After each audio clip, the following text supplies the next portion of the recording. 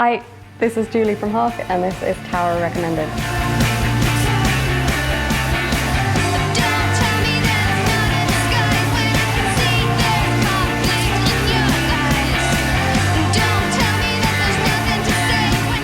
I've got Dig Me Out by Guinea, who are like definitely one of my favourite bands ever.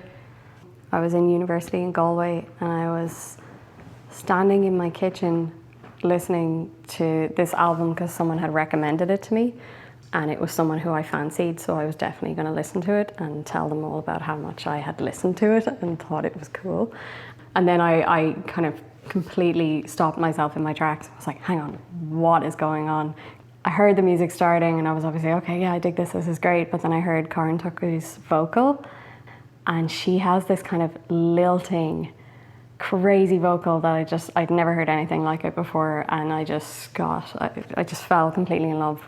And I think it's definitely like the chorus on One More Hour is when you start to really hear that dual vocal, because Karen Tucker has this massive voice and she just sustains these real like trembling notes, whereas Carrie Brownstein has this much more kind of talkative way of singing, and I've never heard this kind of two styles playing off of each other. Oh, you got the darkest style.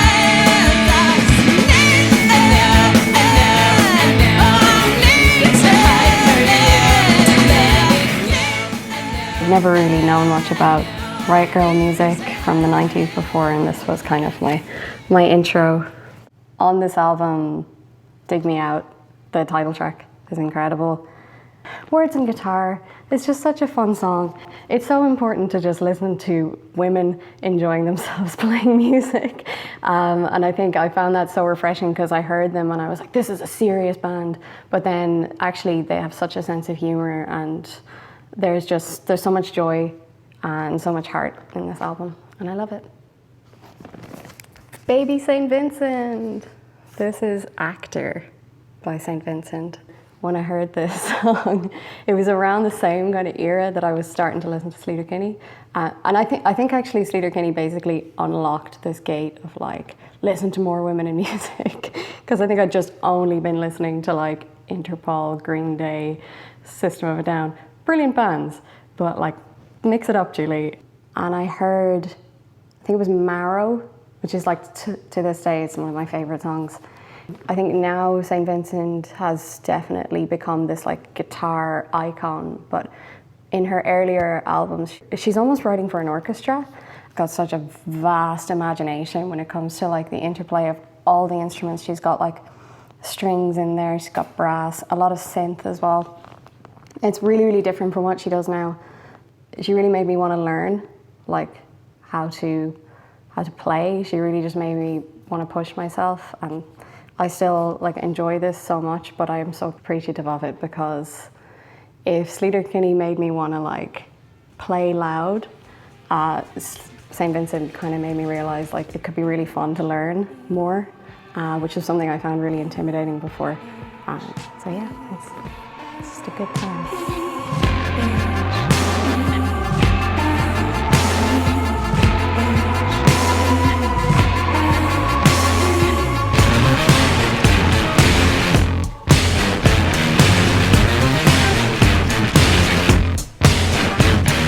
I'd also recommend Laughing with a Mouth of Blood. That's a tune.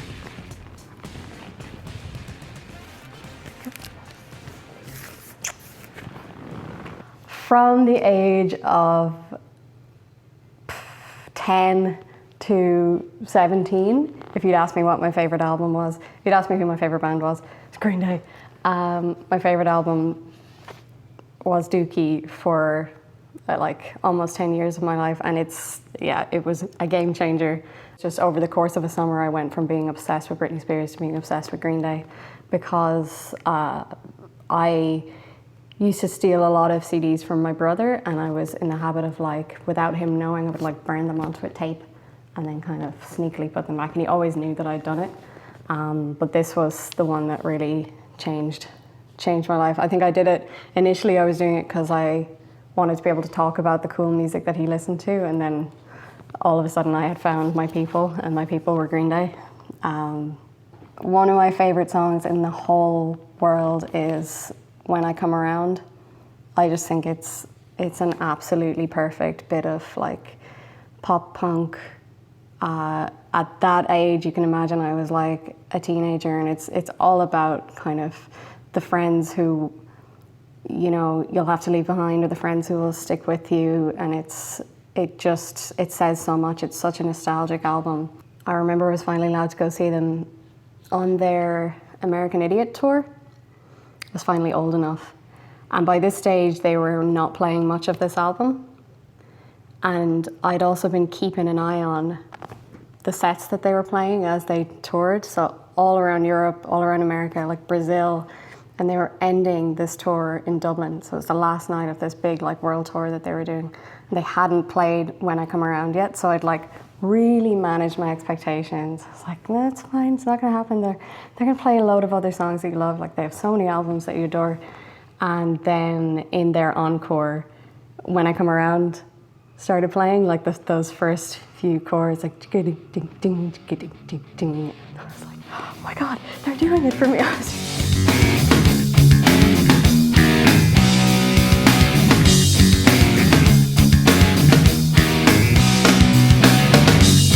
I heard you crying loud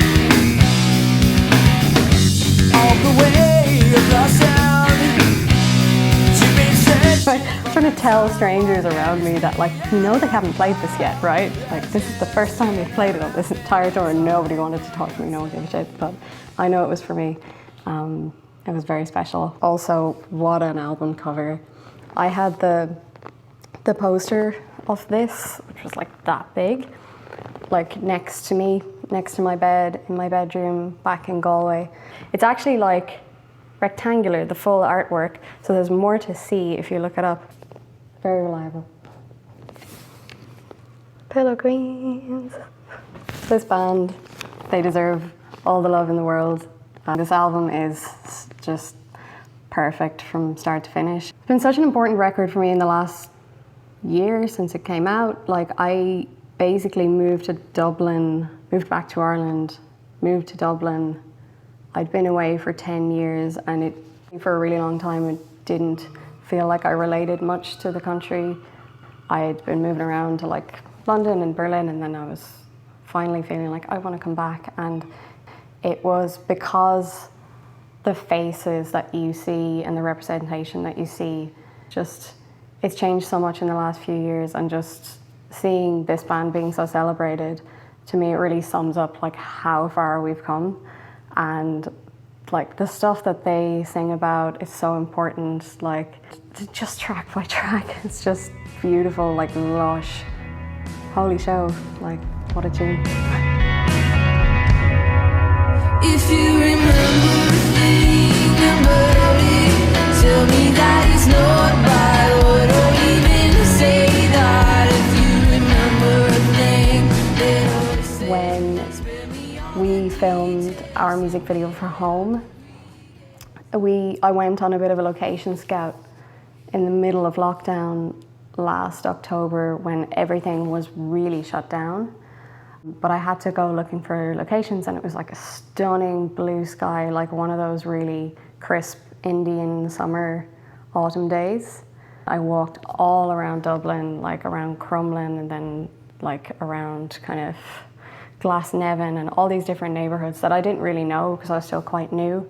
And I just had this playing like back to back the entire time, and hearing Pam's storytelling and her vocal as I was like soaking up the streets of Dublin, it just absolutely cemented.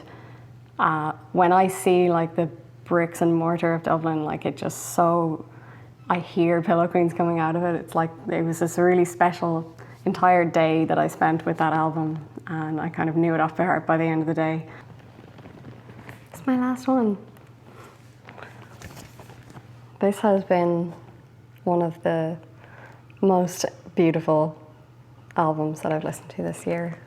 I actually, I don't listen to it too often, because I think it's not an album to be thrown on casually, but it's really, really special, important piece of work. This is Fears, Iha. From start to finish, it's such an honest and so beautifully crafted. Like every word, every phrase, and every sound of it is just, it feels like very unrushed, the way it was put together. And I know that Connie has been working on this record for years. I know it was like a long project in the works, and I think it was absolutely worth the wait, because there's just, every inch of it just has so much dignity and has so much space to breathe. I think it really commands you to listen to the lyrics, and also kind of, but for myself, when I listen to it, I find myself going really inwards.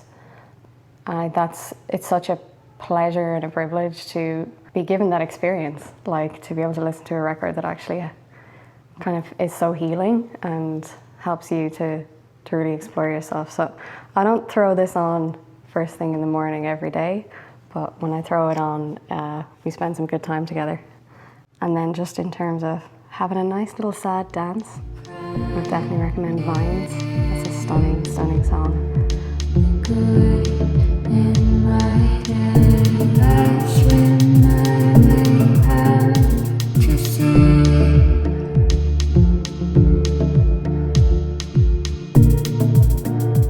I hope that the whole world sees what I see in this record. I think they are. Like, Connie puts so much care into everything that she makes, including these dresses that she's wearing on the cover. And actually, at some point over lockdown, because we all just need to order random stuff when we're stuck at home in lockdown, I ordered one of these dresses off Connie. So I haven't worn it yet because I haven't managed to see her, but I've seen it and it's stunning. It's a red variation of this one here. So just, yeah, I think that's just, you know, seeing that the work that she does, even with her hands, that the way she's brought this in, like her design craft in with her music. And she's explained that, like, the reason why she chooses this kind of fabric is because of the fact that it represents, I don't want to put words in her mouth, but, you know, it's such a delicate fabric, but it also holds such, like, strong form as well, and it's really malleable. And I just think, even down to, like, the formation of her hands here, it's one of the most, like, perfect album covers as well. So, gorgeous piece of work. I love it. When you need a good cry. So thank you. I've been Julie from Hough. This has been Tower Records Recommended.